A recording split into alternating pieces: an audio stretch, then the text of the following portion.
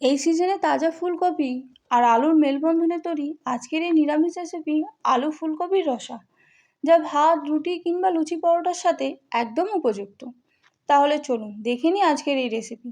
ভিডিওর শুরুতেই আপনাদের সকলকে জানাই শারদ উৎসবের আন্তরিক প্রীতি ও শুভেচ্ছা। এই রান্নার জন্য এখানে আমি একটা ফুলকপিকে ঠিক এইরকম করে কেটে নিয়েছি, এই দেখুন। আর আলুগুলোকেও ঠিক এইরকম লম্বা করে কেটে নিয়েছি, খুব বড়ও না খুব ছোটও না। টমেটোকেও ঠিক এইরকমভাবে কেটে নিয়েছি, এখানে 3টে মাঝারি সাইজের টমেটো আছে। আর নিয়েছি কাঁচা লঙ্কা। আলু ও ফুলকপিগুলোকে ভেজে নেওয়ার জন্য কড়াইতে দিয়ে দিয়েছি বেশ কিছুটা সর্ষের তেল। তেলটাকে ভালো মতন গরম করে নিয়েই আলুগুলো দিয়ে দেবো, যা আগে থেকে নুন ও হলুদ মাখিয়ে রেখেছিলাম। সেটা আপনাদের আর দেখানো হয়নি, আপনারা করে নিন।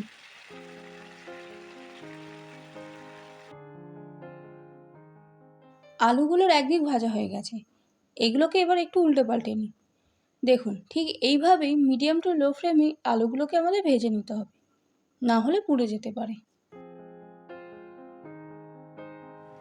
এই দেখুন, আলু আমাদের প্রায় 50%-এর মতো ভাজা হয়ে গেছে। বাকিটা আমরা রান্না করতে করতে করে নেব। এবার এগুলোকে এই পাত্রে তুলে নিচ্ছি।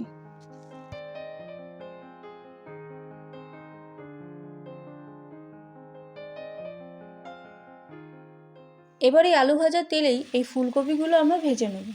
এই ফুলকপির মধ্যেও আমরা আগে থেকে নুন হলুদ মাখিয়ে নিয়েছিলাম, সেটাই তেলের মধ্যে দিয়ে দিচ্ছি।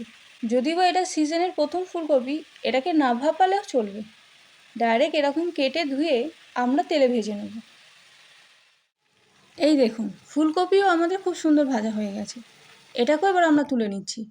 তুলে নেওয়ার পরেই চলে যাব আসল রান্নাতে।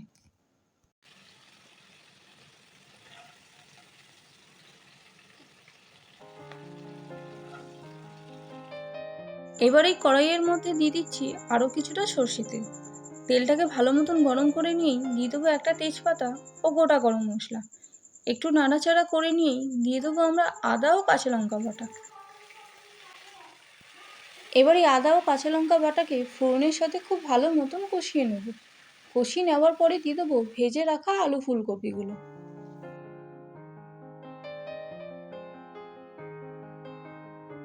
তারপর এই আলু ও ফুলকপিকে ফোড়ন ও মশলার সাথে খুব ভালো মতন মিশিয়ে নেব।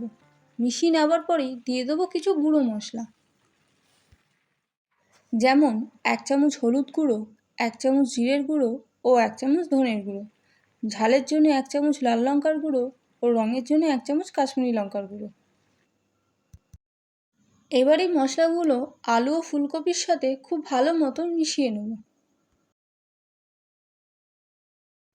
মশলা মিশিয়ে নেওয়ার পরে দিয়ে দেবো টমেটো। এই টমেটোকেও আলু ও ফুলকপির সাথে খুব ভালো মতন মিশিয়ে নেব। মিশিয়ে নেওয়ার পরে দিয়ে দেবো 1 কাপের মতন গরম জল। এবার এই জলটাকে দিয়ে একটু নাড়াচাড়া করে নিয়ে মিডিয়াম টু লো ফ্লেমে 10 মিনিটের জন্য চাপা দিয়ে রেখে দেবো, যাতে আলু ও ফুলকপি খুব ভালো মতন সেদ্ধ হতে পারে।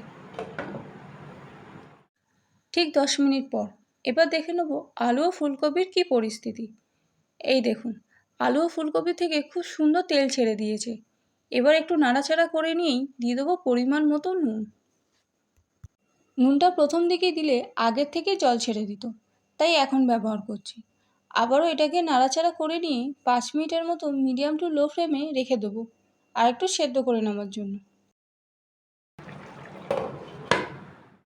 আবারও ঠিক 5 মিনিট পর এবার দেখে নেব আলু ও ফুলকপি কেমন সেদ্ধ হলো। এই দেখুন, আলু আমাদের খুব সুন্দর সেদ্ধ হয়ে গেছে। এবার দেখে নেব ফুলকপি কেমন সেদ্ধ হলো। এই দেখুন, ফুলকপিও আমাদের খুব সুন্দর সেদ্ধ হয়ে গেছে। এবার ঠিক এই পজিশানে দিয়ে দেবো চিনি 1 চামচ। আপনারা ঝোলটাকে রেখেও দিতে পারেন, যদি মনে করেন একটু শুকিয়েও নিতে পারেন। এবার একটু নাড়াচাড়া করেই ওপর থেকে ছড়িয়ে দেবো ধনেপাতা কুচি। এই দুর্গাপূজায় ষষ্ঠী কিংবা অষ্টমী যে কোনো নিরামিষ দিনে এটাকে অবশ্যই ট্রাই করতে পারেন। পুজো খুব ভালোভাবে কাটাবেন এবং আনন্দে থাকবেন। আজকের মতন আসি, আবার দেখা হবে অন্য কোনো রেসিপিতে। নমস্কার।